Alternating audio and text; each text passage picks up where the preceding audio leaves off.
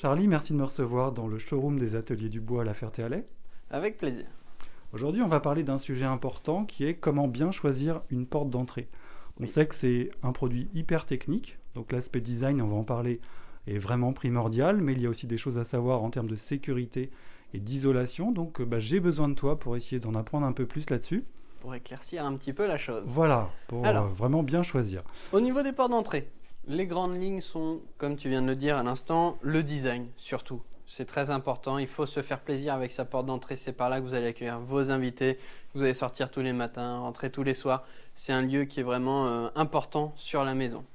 Il ne s'agit pas d'une fenêtre, c'est vraiment une porte d'entrée, c'est très important. Elle doit vous plaire. On a ici différents styles de portes d'entrée pour répondre justement à toutes les demandes qu'on peut personnaliser ou non par les coloris, par les inserts, par les vitrages. On peut faire vraiment beaucoup de choses ici au niveau des portes d'entrée. Ouais, parce que ce qui est intéressant, c'est que certains constructeurs, dont Ouvertures, ont fait vraiment pas mal d'efforts ces dernières années pour présenter des nouvelles gammes avec des designs beaucoup plus affinés, parce qu'il existe toujours les modèles blancs traditionnels, mais on voit que notamment le modèle qui est présenté ici, on voit des modèles beaucoup plus design. Tu peux m'en dire déjà un peu plus là-dessus ? Alors, ces derniers temps, on a vraiment une tendance à oser le coloris sur les portes d'entrée pour la dissocier des fenêtres de la maison, la dissocier du ravalement pour vraiment mettre en valeur au maximum la porte d'entrée. Aujourd'hui, c'est un produit de plaisir, la porte d'entrée, mais aussi un produit de sécurité par les crochets et la quincaillerie qu'on a à l'intérieur. Alors, on reste un peu sur le design. Oui. Là, je vois que le modèle que tu présentes, on peut pas mal le personnaliser. On n'est plus que sur le coloris, on peut aller vraiment beaucoup plus loin en termes de personnalisation. C'est ça. Ici, on a le choix, par exemple, de la poignée de tirage. On peut la mettre ou non, en forme droite, en forme arrondie pour une question de goût. Le coloris, bien sûr, il peut être changé. On peut mettre absolument tous les coloris souhaités. On peut faire une bicoloration, donc un coloris extérieur, un coloris intérieur différent. On peut faire ici un vitrage. On peut mettre un vitrage opaque, un vitrage à motif. On peut mettre une grille décorative à l'intérieur ou non. On peut faire vraiment beaucoup de choses sur cette porte. Alors, il y a un autre modèle de l'autre côté. Je te propose qu'on aille le voir. Qui est, Tout autour, d'ailleurs, on a différents modèles pour montrer différentes gammes, différentes propositions pour l'esthétique des portes. Alors ça, c'est la porte samouraï. Qui est vraiment intéressante parce qu'il y a un travail sur les matières. Tout à fait. Je te laisse nous montrer un petit peu. Alors, on a déjà sur la première partie un cadre noir qui fait le tour de la porte pour justement noter cette présence de couleur et faire quelque chose de très sympa et de moderne. Par la suite, on a un vitrage sérigraphie avec 2 teintes de sérigraphie pour donner une impression de profondeur, pour faire vraiment quelque chose, encore une fois, de travaillé. Ici, on a un insert qui peut être mis sous plusieurs variantes. On peut avoir une tôle en alu noir sur toute la longueur. On peut avoir un insert en granit comme exposé ici, ou alors un insert en ardoise, comme on le voit sur cet échantillon, pour vraiment personnaliser la porte comme on le souhaite. Et après, sur la face intérieure, on a encore une fois la possibilité d'avoir ce rappel, où on peut laisser tout simplement la teinte de la porte. On peut mettre un insert en alu noir ou un insert en cuir. Donc aujourd'hui, ça veut dire que les usines d'Ouvertures sont capables de personnaliser au maximum les portes. Donc ça, c'est vraiment intéressant. Oui, parce qu'encore une fois, c'est à vous de choisir votre porte. C'est une porte qui doit vous plaire. Alors, je vois que la plupart des portes que tu présentes ici ont des vitrages plus importants qu'il y a quelques temps. C'est vrai. C'est une demande vraiment récurrente de tes clients ? Oui, souvent parce qu'on a besoin de luminosité dans l'entrée. On en a rarement de trop. Et aujourd'hui, l'avantage, c'est qu'on est sur du vitrage retardataire d'effraction. Donc, c'est-à-dire que pour passer à travers ce vitrage, c'est extrêmement compliqué. Les voleurs ne s'y attellent plus. C'est vraiment quelque chose de complexe. Donc, on peut avoir le point positif du vitrage avec le point positif de la sécurité sur une seule et même porte. Alors justement, comment ça fonctionne un vitrage anti-effraction ? Alors, c'est pas anti-effraction, c'est retardataire d'effraction. Car aujourd'hui, malheureusement, on n'a rien d'anti-effraction. C'est du retardataire. C'est le même principe qu'un pare-brise, c'est-à-dire que si une personne mal intentionnée vient et frappe la surface vitrée avec un marteau, une pierre ou quelque chose de dur, ça va étoiler comme un pare-brise quand on prend un caillou sur la route. C'est le même principe, ça étoile mais ça ne cassera pas, ça ne fera pas tomber le verre. Donc à partir de ce moment-là, pour passer au travers, ils devront scier le film qui est à l'intérieur du vitrage pour ensuite accéder au second vitrage. C'est un procédé qui est très long. Ça devient compliqué, ouais. Très compliqué. Alors justement, on parle de sécurité. Oui. Qu'est-ce qu'un client doit savoir pour déterminer si sa porte a un bon niveau de sécurité ou pas? Alors déjà, le nombre de points de fixation. Nous, ici, par exemple, on est sur 5 points d'accroche pour la serrure. C'est-à-dire quel que soit le modèle? Quel que soit le D'accord. modèle. On a toujours 5 points d'accroche. Après, on a différents types d'accroches. En partie haute et en partie basse, on a 2 galets champignons.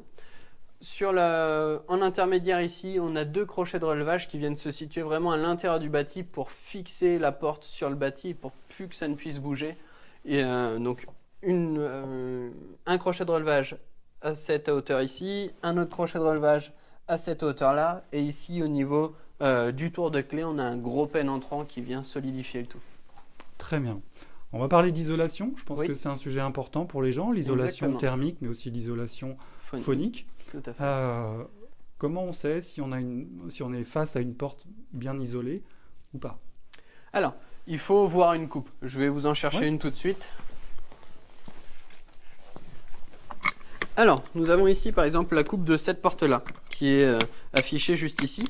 Donc, la partie dormante et la partie ouvrante. C'est les termes techniques pour déterminer les deux parties de la porte.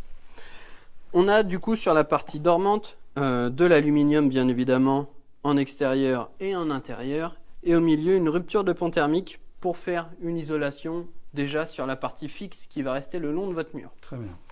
Ensuite, sur la partie ouvrante, on a une partie en bois pour la rigidité, premièrement. Et aussi, on sait tous que le bois, c'est un matériau isolant. Donc, ça va jouer aussi un rôle au niveau de l'isolation. 2 montants aux extrémités en bois. Et au milieu, une mousse isolante qui nous permet d'affiner jusqu'au bout l'isolation pour avoir quelque chose vraiment de très isolant. Ce qui est important aussi, c'est qu'on a une bonne partie ouvrante, un bon dormant. Les deux sont isolants, mais individuellement. Il faut aujourd'hui trouver une solution pour isoler la jonction entre les deux. Alors nous, on a fait le choix de mettre des joints d'étanchéité. On en a mis un ici, à ce niveau-là, qui vient s'écraser quand on vient fermer la porte. La répétition au milieu, qui vient s'écraser aussi. Et la troisième sur la partie dormante, qui vient se positionner sur la partie extérieure de la porte. Ce qui nous fait 3 joints d'étanchéité, un ici et un ici. Très bien. Je pense à une question qui revient souvent. Est-ce que la porte la plus chère est forcément la plus performante en matière d'isolation? Non, du tout. Alors ça, c'est juste un stéréotype. Ce ne sera pas la porte la plus chère qui sera la plus isolante. Par contre, suivant les personnalisations qu'on va y apporter, elle répondra plus ou moins à vos demandes. Et là, c'est ça qui peut influencer le prix. Mais c'est absolument pas l'isolation. C'est-à-dire que si on passe sur une porte en PVC, on aura les mêmes performances qu'une porte en alu, par exemple? On n'aura pas exactement les mêmes performances, mais on sera sur quelque chose de très isolant aussi, avec de très bons rapports d'isolation, tout simplement. Ok. Là, on parle matériaux. Tout à fait. On a vu l'alu, on a vu le PVC. Il existe une porte mixte qui est assez tendance en ce moment. Tout à fait. Je te propose qu'on aille jeter un petit coup d'œil. Oui, alors, on est sur celle-ci. La porte mixte. Le mix, c'est tout simplement de l'aluminium en partie extérieure pour éviter l'entretien, tout simplement parce qu'on cherche tous aujourd'hui le minimum d'entretien sur nos produits, sur notre maison. On en a déjà bien assez à faire. Donc ici, on est sur une surface d'aluminium en partie extérieure pour avoir le moins d'entretien possible. Et en intérieur, on a une finition bois qui nous permet d'allier le non-entretien, mais aussi le côté chaleureux du bois, qui est du coup en intérieur et sur lequel on n'a pas besoin de faire de peinture, on n'a pas besoin de l'azurer régulièrement pour avoir toujours une bonne tenue du bois. Bon, et là, on retrouve justement ce vitrage qui prend quasiment la totalité de la porte. Oui.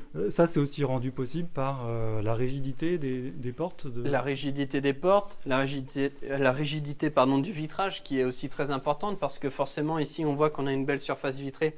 Donc encore une fois on est sur un vitrage retardataire d'effraction. Ici il est légèrement fumé pour qu'on puisse encore une fois personnaliser la porte à notre souhait.